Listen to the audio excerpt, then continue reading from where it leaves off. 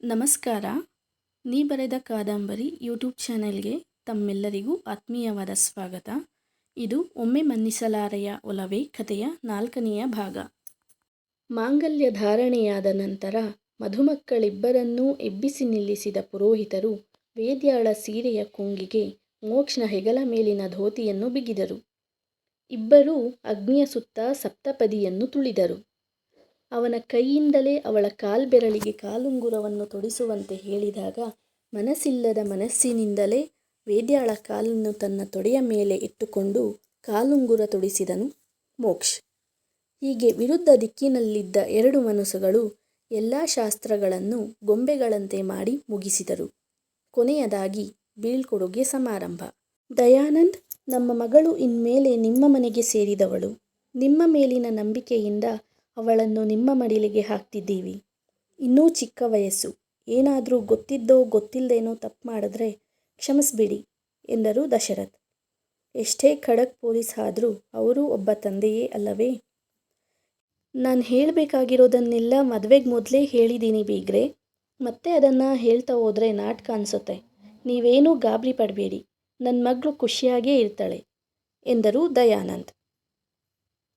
ವೇದ್ಯಾ, ಹೋಗಿ ಬಾ ಮಗಳೇ ಎಂದರು ದಶರಥ್ ಕಣ್ಣೀರು ತುಂಬಿಕೊಂಡು ನಿಂತಿದ್ದ ಮಗಳನ್ನು ನೋಡಿ ಅಪ್ಪಿಕೊಳ್ಳುತ್ತಾ. ಅಪ್ಪ ಎನ್ನುತ್ತಾ ಅಪ್ಪನನ್ನು ಅಪ್ಪಿಕೊಂಡು ಬಿಕ್ಕಳಿಸಿ ಅತ್ತಳು Vedya. Hell with this bloody family drama ಎಂದುಕೊಂಡನು ಮೋಕ್ಷ್ ಮನಸ್ಸಿನಲ್ಲಿಯೇ.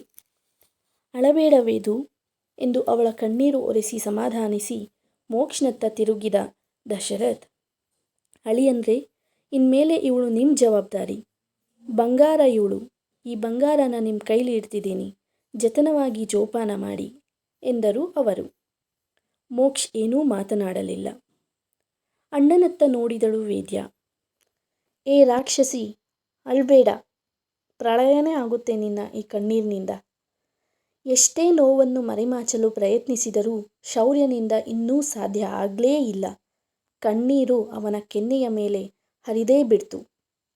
ಅಣ್ಣ ಎನ್ನುತ್ತಾ ಅವನನ್ನು ಅಪ್ಪಿಕೊಂಡವಳನ್ನು ಬಿಗಿಯಾಗಿ ಬಳಸಿದ Shaurya, I am going to miss you Vedu ಎಂದ ನೋವಿನಲ್ಲಿ.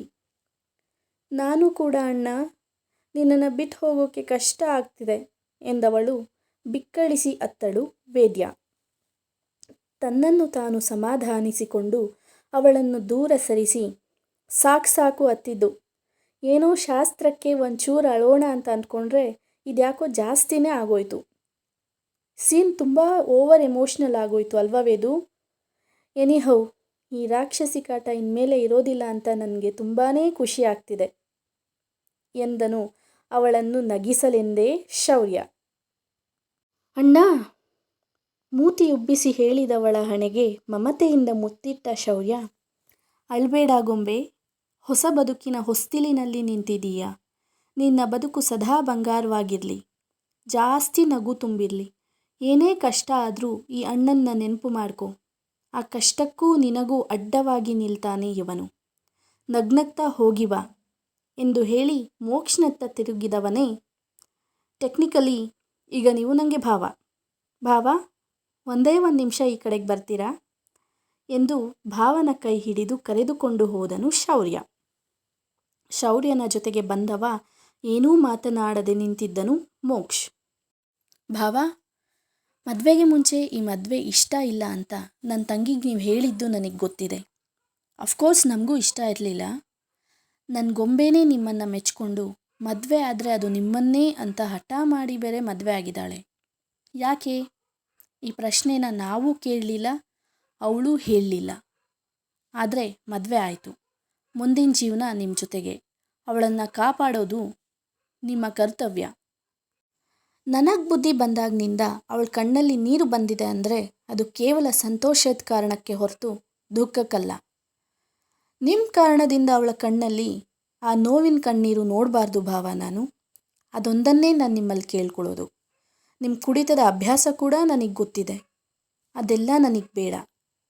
ಆದರೆ ಎಲ್ಲ ಗೊತ್ತಿದ್ದು ನಿಮ್ಮನ್ನು ನಂಬಿ ಬಂದಿರೋಳ ಕೈ ಹಿಡಿದು ನಡಿಬೇಕಾಗಿರೋದು ನಿಮ್ಮ ಧರ್ಮ ಎಂದನು ಶೌರ್ಯ.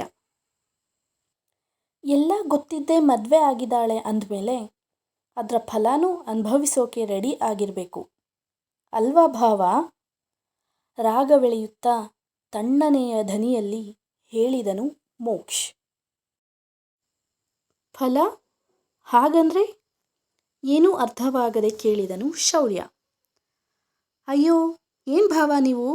ಕತೆ ಕಾದಂಬರಿ ಎಲ್ಲ ನೀವು ಓದೋದಿಲ್ವಾ?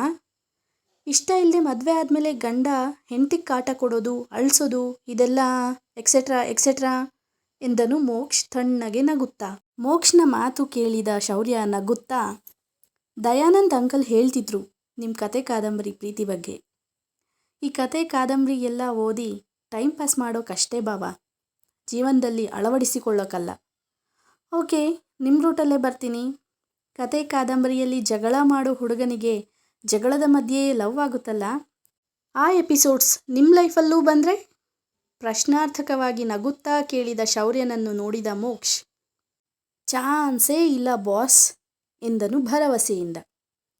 ಅಂದರೆ ನನ್ನ ತಂಗಿಗೆ ಕಾಟ ಕೊಡೋದು ಅಂತ ಇಂಡೈರೆಕ್ಟಾಗಿ ಹೇಳ್ತಿದ್ದೀರಾ ಎಂದ ಶೌರ್ಯನ ಧ್ವನಿಯಲ್ಲಿ ಕೋಪ ಆವರಿಸಿಕೊಳ್ಳತೊಡಗಿತು. ಇಂಡೈರೆಕ್ಟಾಗಿ ಏನೂ ಇಲ್ಲಮ್ಮ, ಡೈರೆಕ್ಟಾಗಿ ಹೇಳ್ತಿದ್ದೀನಿ ಎಂದನು ಮೋಕ್ಷ್. ಮೋಕ್ಷನನ್ನು ಕೆಕ್ಕರಿಸಿ ನೋಡಿದನು ಶೌರ್ಯ.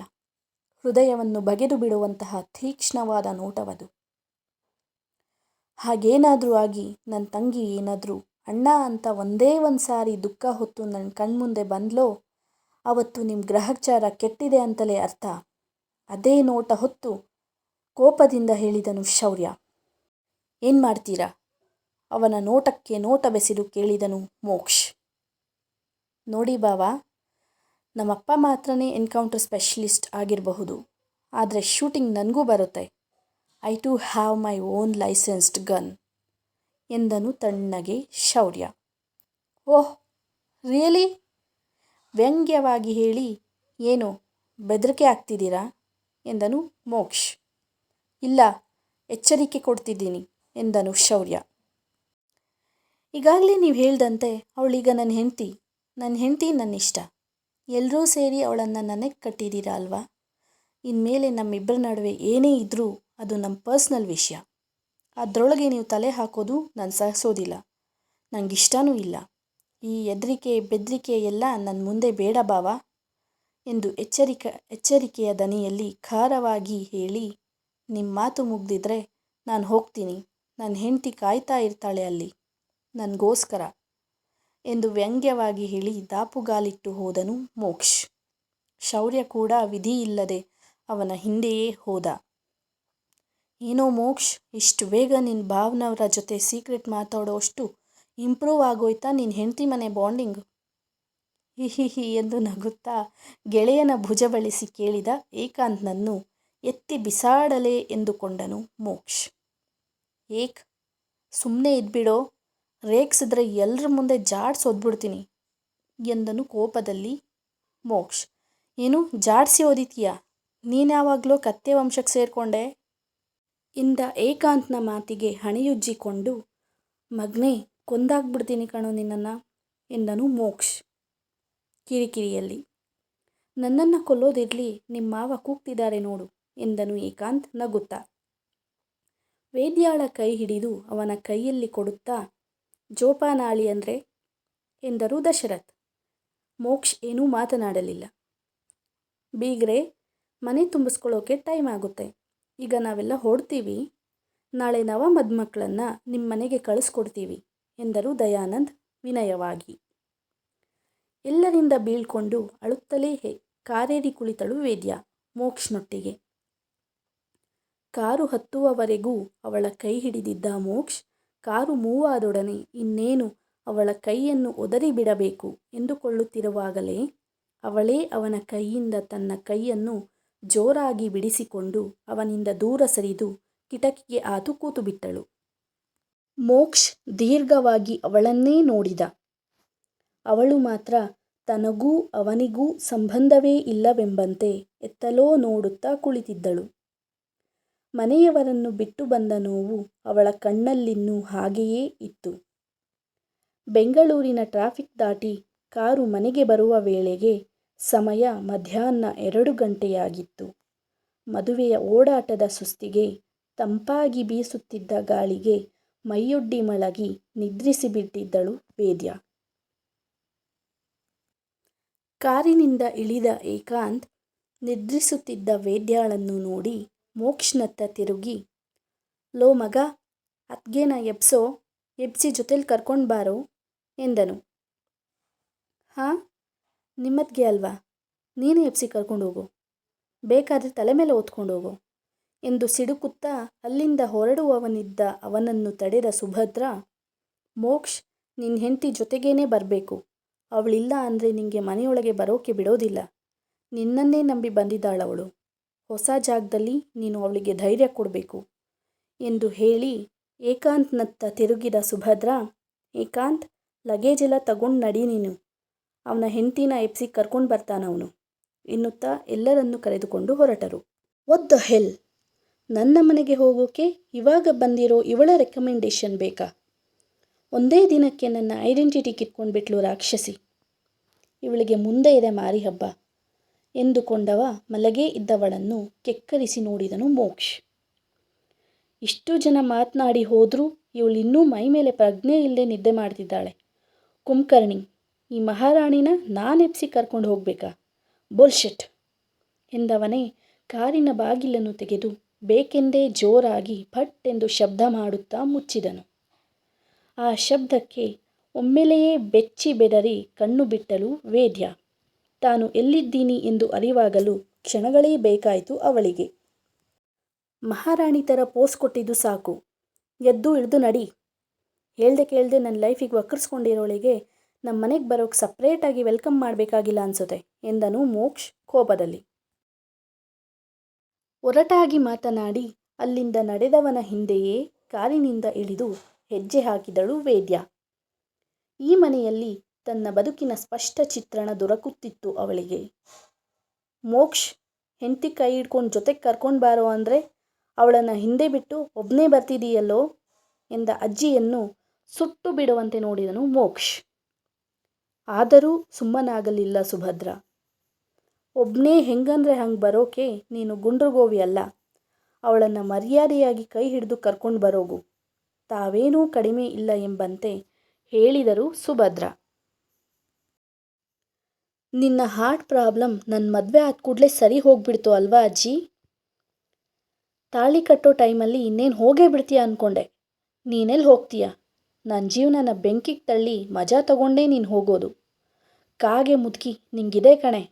ನೋಡು, ಮದುವೆ ಮಾಡ್ಕೋತೀನಿ ಅಂತ ಆಣೆ ಮಾಡಿದೆ, ಅದು ಮಾಡಿದ್ದೀನಿ.